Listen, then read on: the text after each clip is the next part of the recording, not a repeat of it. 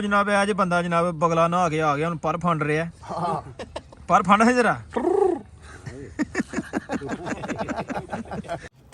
अस्सलाम वालेकुम की हाल है सज्जन मित्रों ठीक ठाक हो उम्मीद करते हैं सारे अल्लाह के फजल नाल बिल्कुल ठीक ठाक होंगे एक जनाब वर्कर है साडी फैक्ट्री काम करता है बोतलां छानी करता तो नहाते रहते कितने को 3 ਤੋਂ 4 महीने हो गए तो अज साडे जेहड़े वर्कर ने दूसरे वो जिद लाई उन्होंने कि अज इन्हूं नवा लेना तो तुसीं देख सकते हो किस जबरदस्ती दे नाल ओहदे कपड़े ला रहे हैं और उन्हें नवाने की कोशिश कर रहे हैं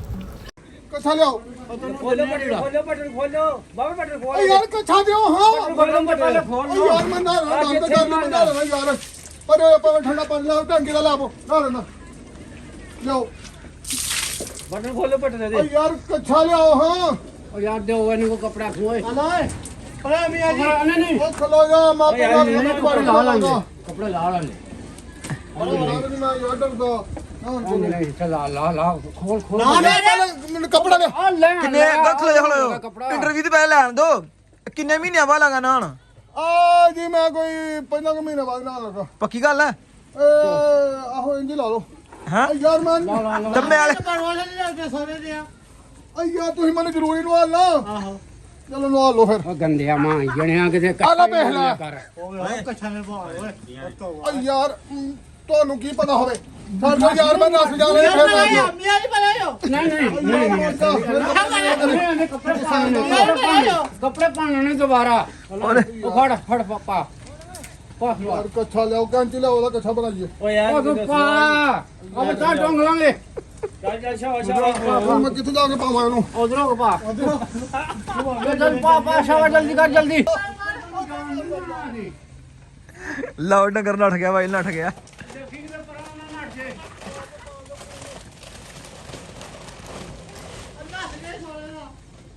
मैं यार ਉਹ ਕੱਪੜੇ कपड़े गिले ना करी मैं गिले नहीं करना कपड़े ने ਮੈਨੂੰ ਆਪੇ ਨਾ ਹੰਦੋ ਪਰੇ ਹੋ ਜਾਓ ਉਹ ਮੈਂ ਆਪੇ ਨਾ ਯਾਰ ਤੇ ਇਹਨਾਂ ਨੂੰ ਬੋਲਣਾ ਮੈਂ ਆਪੇ ਨਾ ਯਾਰ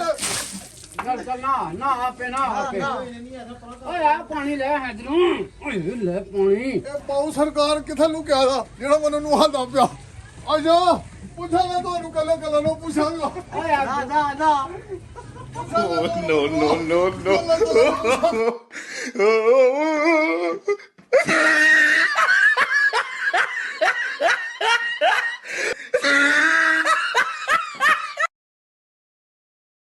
जलेबियां ले आ मुंडिया ਕੱਲ ਨੂੰ ਪੁੱਛਾਂਗਾ ਤੁਹਾਨੂੰ आ जलेबियां ले आके आओ बंडो ए साबन ला साबन भी लांदा पियो पिया साबन चलो ला साबन ਆ ਥੱਲੋਂ ਤੇ ਗਿੱਲੀ ਨਹੀਂ ਹੋਈ ਤੇ चलियो हो गई गिल्ली ਆ ਨਹੀਂ ਹੋਈ ਯਾਰ खुले नाला खोल ले ਨਾਲਾ ਖੋਲ ਕੇ ਉਹ ਨਹੀਂ ਠੀਕ ਆ ਉਹ ਸਹੀ ਆ हां ऐनी कर ऐनी ओ ओ ओ चल चल ला साबन ला ओए साबन चल ਨਾ ਦਾ ਸਵਾਦ ਹੀ ਵੱਖਰਾ ओ स्वाद तेन पुत्रा अगर दवाया ते आया इंज नहीं आया तेन स्वाद ਆ ਤੂੰ ਬੜਾ ਸਵਾਦ ਤੂੰ ਨਾ ਮੈਨੂੰ ਮੈਂ ਮਾਨਿਆ ਜਾ ਬਾਹਰ ਸ਼ੀਸ਼ੀ ਲਾ ਆ ਬਾਹਰ ਸ਼ੀਸ਼ੀ ਲਾ ਕਾਲਾ ਕਰਦੀ ਜਾਣੇ ਭਰ ਲੈਣ ਸਾਈ ਭਰ ਲੈਣ ਕੱਲ ਨੂੰ ਪੁੱਤਰਾ ਤੁਹਾਨੂੰ ਪੁੱਛਾਂਗਾ आवे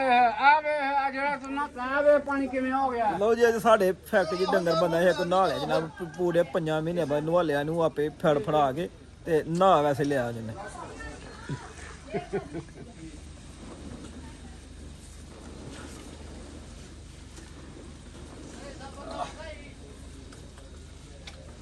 ਯਾਰ ਆ ਵੇਖ ਲੈ ਇਹਨੇ ਦਿਨਾਂ ਬਾਅਦ ਮੈਂ ਨਾ ਤਾਂ ਮੈਂ ਤਾਂ ਕੋਈ ਹੈ ਨਹੀਂ ਯਾਰ ਮੈਨੂੰ ਹਾਲ ਛੜੇ ਜੇ ਮੈਨੂੰ